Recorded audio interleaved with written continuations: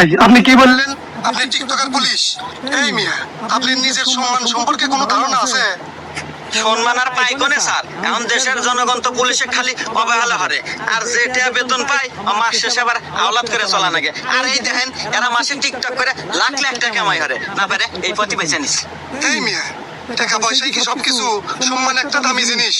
এই দেখো তার উদাহরণ, 10 বার কান ধরে উঠবাস করালাম, আবার কি মুরগি দামও দেওয়ালাম। চাইলে তোমাকেও দিতে পারতাম, দেইনি কেন জানো? কারণ তোমার গায়ে একটা আইনি সম্মানী পোশাক আছে, এই সম্মানের জন্য তুমি বেঁচে গেলা। সরি স্যার, আসলে আমি এতদিন এই বিষয়টা বুঝতে পারি নাই স্যার। আজকে আপনি আমার চোখ কান সবকিছু খুলে দিলেন স্যার।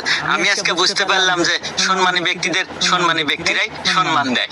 এবারের মতো আমাকে মাফ করে দেন স্যার, আমি আর জীবনে এসব ভুল পথে পাও দেবো না স্যার। Salute sir.